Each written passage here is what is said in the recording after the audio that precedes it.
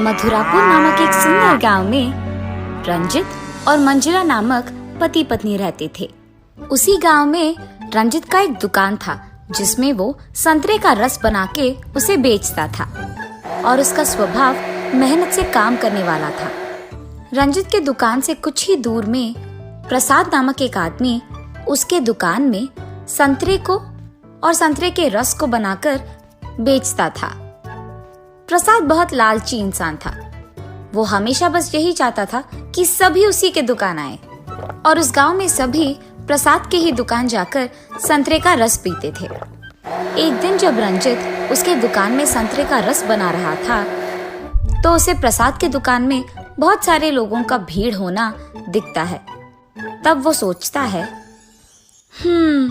मेरे पास ज्यादा लोग इसीलिए नहीं आ रहे हैं क्योंकि मैं संतरे का रस अच्छे से नहीं बना रहा हूँ। इसका मतलब ये है कि मुझे सभी की तरह नहीं बल्कि कुछ अलग तरीके से संतरे का रस बनाना होगा, ऐसे जैसे कोई आसपास में नहीं बना रहा हो। हाँ, आज से मैं अलग अलग तरीके से संतरे का रस बनाने की कोशिश करूंगा। जब मैं संतरे का रस एकदम स्वादिष्ट बनाऊंगा ना, सभी मेरे ही दुकान आएंगे। ये फैसला करके उसके अनुसार वो हर रोज अलग प्रकार से संतरे का रस बनाने की कोशिश करता है। ऐसे बहुत दिन बीत जाते हैं। एक दिन वो संतरा को छील के उसमें स्वाद अनुसार शक्कर, नमक, काली मिर्च, अदरक और नींबू की रस डालकर संतरे का रस बनाता है और अंत में उसके ऊपर पुदीने की पत्ते और बर्फ के टुकड़े डालकर उसकी स्वाद करता है। आहा, मेहनत का फल वाकई मीठा होता है। बस मैंने फैसला कर दिया, आइंदा से मैं संतरे का रस ऐसे ही बनाऊंगा, तभी सारे लोग मेरे पास आके ये संतरा रस पिएंगे। और उसके फैसले के मुताबिक ही वो हर रोज संतरे का रस ऐसे ही बनाने लगता है। संतरे का रस, संतरे का रस, आइए बाबू आइए, ताजा ताजा रस एक नए तरीके में यही आपको पीने के लिए मिलेगा। एक ग्लास का सिर्फ 10 रुपए। आइए बाबू आइए। रंजित की चीखें सुनकर वहां से गुजरते हुए दो आदमी उसके दुकान जाते हैं।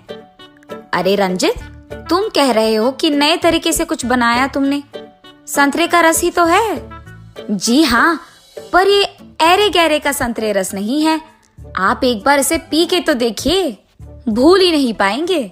ये कहकर उस खास रस को उन दोनों को 2 ग्लासों में देता है। भाई वाह, ये तो बहुत स्वादिष्ट है रंजित। अरे हाँ रंजित, ये तो बहुत ही स्वादिष्ट है। ऐसे वो दोनों आदमी रंजित की बहुत तारीफ करते हैं और बस उन दोनों से सारे गांव तक ये बात पहुंच जाती है कि रंजित खास तरीके से संतरे का रस बना रहा है। और उसके तुरंत बाद रंजित के दुकान के बाहर भीड़ लग जाती है उस खास रस को पीने के लिए।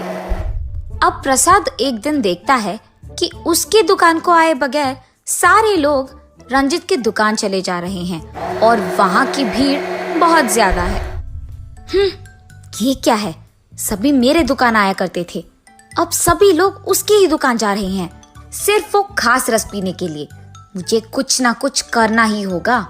रस की बात तो छोड़ो, मेरे पास कोई संतरा भी नहीं खरीद रहा है। ऐसे प्रसाद दुखी होता है। रंजित तो संतरे का रस नए तरीके से बनाकर बेच रहा है, मुझे तो उससे बेहतर बनाने नहीं आता है। अब मैं क्या करूं? अब सिर्फ एक ही रास्ता बचा है।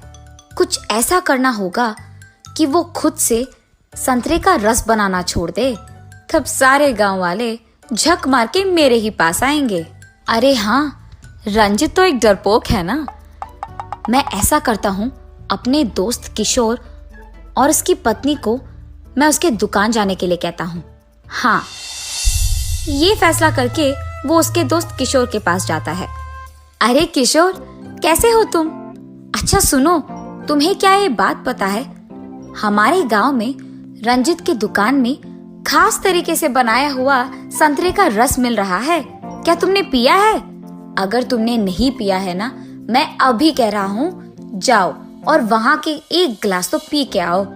अगर भीड़ भी है तो छोड़ना मत। हाँ, जब तक तुम्हें वहाँ पीने के लिए ना मिले तब तक वहाँ जाते ही रहना। अरे मुझे तो पता ही नहीं था प्रसाद साहब, अब आपने जो कह दिया मैं जरूर जाऊंगा, अपनी बीवी के साथ जाऊंगा वो भी। ये कह के किशोर उसकी पत्नी के साथ रंजित के दुकान जाता है। मुझे 1 गिलास संतरे का रस चाहिए। तो मुझे 2 गिलास संतरे का रस चाहिए। तुम पहले 1 गिलास तो पियो ठीक से। आपको क्या लगता है कि मैं 2 गिलास रस नहीं पी सकती हूँ? सिर्फ आप ही कर सकते हो क्या? हाँ, मुझे तो ये पीना ही नहीं है, तुम ही पी लो मेरा ग्लास भी। ऐसे कहते हुए किशोर उसके ग्लास में मौजूद रस को उसकी बीवी के ऊपर डाल देता है। क्या तुमने संतरे के रस को मेरे ऊपर डाला है? अब देखो मैं क्या करूंगी। ये कहकर वो भी उसके पति के ऊपर से संतरे का रस डालती है। ऐसे वो दोनों बिना पिए वहां झगड़ते रहते हैं। उन दोनों को जोर जोर से चिल्लाते हुए और झगड़ते हुए देख रंजित डर जाता है और डर के मारे कुछ भी कह नहीं पाता है। और जो भी उसके दुकान को संतरे का रस पीने के लिए आना चाहता था, उन दोनों को वहां लड़ते हुए देख वो पीछे मुड़कर चले जाते थे और प्रसाद का दुकान वही होने के कारण उसी के दुकान चले जाते थे। और यहाँ वो दोनों पति पत्नी लड़ना और झगड़ना छोड़ते ही नहीं हैं और वो रंजित के दुकान में मौजूद सामान को एक दूसरे के ऊपर फेंकने भी लगते हैं। हाँ, मुझको यहाँ नहीं झगड़ना, मैं कल आके संतरे का रस पीऊंगी। हाँ, ये कह के किशोर की बीवी गुस्से में उसके घर चले जाती है। उसके कुछ देर बाद किशोर भी घर चले जाता है। बाप रे, क्या ही था ये सब। इन दोनों के लड़ाई झगड़े में मेरे सामान नष्ट हो गए। आज इन दोनों की वजह से कोई दुकान भी नहीं आया। ये लोग हर रोज आएंगे तो भगवान जाने मैं दुकान भी लगा नहीं पाऊंगा। यही सोचते हुए उसके घर चले जाता है। अरे क्या हुआ जी, आप ऐसे मुंह लटका के बैठे हो, कुछ हुआ क्या? हाँ मंजुला, आज एक पति पत्नी मेरे दुकान आए थे। मुझे डर लग रहा है कि वो कल भी मेरे दुकान आएंगे। ये कहते हुए वो उसकी पत्नी को जो कुछ भी हुआ समझाता है। अरे वो दोनों आप ही के पास कल भी क्यों आएंगे? आप ना बेवजह परेशान हो रहे हैं। ये सब कुछ नहीं होगा, आप जाके सो जाइए। उसकी बीवी की बात सुनकर वो डरते हुए ही अगले दिन दुकान की ओर बढ़ता है।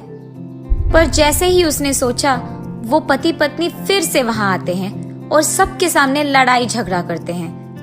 हाँ, भगवान का शुक्र है कि आज का लड़ाई भी हो गया है। मुझे लगता है कि ये दोनों कल नहीं आएंगे, तो जल्द से जल्द मुझे कल के लिए रस तैयार रखना होगा। लेकिन अगले दिन भी वो पति पत्नी वही आकर उन सब के सामने रंजित के दुकान में झगड़ना शुरू करते हैं। उससे रंजित सोचने लगता है, अरे ये दोनों तो हर रोज मेरे दुकान आकर लड़ रहे हैं और इनके वजह से मेरे बाकी ग्राहक आ ही नहीं रहे हैं। ये सब तो इसीलिए हो रहा है क्योंकि मैं हर रोज इनके लड़ाई झगड़े के बावजूद दुकान खोल रहा हूँ। कल से मैं दुकान ही नहीं खोलूंगा, तब ये लोग आएंगे भी नहीं और मुझे ऐसे डर भी नहीं लगेगा। ये फैसला करके वो अगले दिन घर से बाहर ही नहीं निकलता है। और रंजित को घर पे ही देख उसकी बीवी आश्चर्यचकित हो जाती है। उसके पास जाकर पूछती है, अरे आप आज दुकान नहीं गए? और मैं जाना भी नहीं चाहता हूँ। मुझे उस पति पत्नी से डर लगने लगा है। वो आकर मेरे दुकान को सत्यानाश कर रहे हैं। सुनिए, जब भी हमें कोई मुश्किल आता है, उस मुश्किल से भाग थोड़ी जाते हैं, हम उसकी सामना करना सीखते हैं। वैसे ही आपको अब जो मुसीबत आया उसका हल सोचना है। आपको उससे भाग नहीं जाना है। दुकान को बंद करके घर पे रहना इसका हल नहीं है। किसी और की गलती की वजह से हम क्यों पछताए? इसीलिए आप इसका हल ढूंढकर निकालिए और उन दोनों को भगाइए। अरे हाँ, मेरी बीवी तो सही है, मुझे कुछ भी करके उन दोनों को भगा देना होगा। ये फैसला करके वो अगले दिन उसके दुकान जाकर संतरे का रस बनाकर तैयार रहता है। इतने में वो पति पत्नी वही जाते हैं। अरे आइए आइए, आज एक खुशखबरी है। जो भी आज मेरे पास ज्यादा ग्लास संतरे का रस पिएगा उसको मुझे पैसे देने की कोई जरूरत नहीं है, पर जो भी कम ग्लास पिएगा ना उसको मुझे पैसा देना पड़ेगा। तो मेरी बीवी आज आपको पैसे जरूर देगी। अच्छा चलो देखते हैं, जरूर आप ही पैसे देने वाले हो। देखते हैं। भाई साहब आप रस तैयार करके हमें दीजिए। किशोर के ऐसे कहने पर रंजित उस बनाए हुए रस में काली मिर्च ज्यादा डालता है और उन दोनों को उसी रस का 2 ग्लास देता है। पीने के तुरंत बाद किशोर की पत्नी ऐसे सोचती है, हाय भगवान, ये क्या, इसमें तो बहुत मिर्ची है, मैं तो इसे पी नहीं पाऊंगी। अब अगर मैं नहीं पीऊंगी तो मेरा पति ही जीतेगा। अरे बाप रे भाई साहब, इसमें तो बहुत ज्यादा काली मिर्च है, मैं इसे नहीं पी सकता।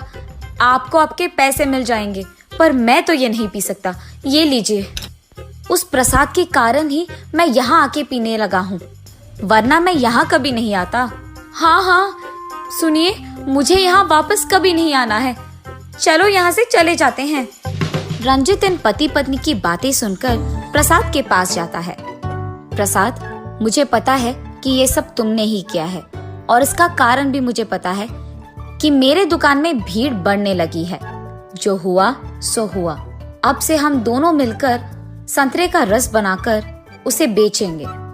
रंजित, ऐसे बर्ताव के बावजूद तुमने मुझे माफ किया, यही बहुत है। मुझे मेरी गलती का एहसास हो गया है, मुझे माफ कर दो। अगर मैं अपनी मुश्किलों का सामना नहीं करता और घर पे ही डर के मारे बैठ जाता तो शायद अपना दुकान वापस खोलकर मैं ऐसे खुश नहीं रह पाता। मेरी बीवी ठीक कह रही थी, मुसीबतों का सामना करना पड़ता है, उनका हल ढूंढना पड़ता है, उनसे भागना नहीं चाहिए। और तब से प्रसाद और रंजित साथ में संतरे का रस बनाते हुए और उसे बेचते हुए खुश रहते हैं।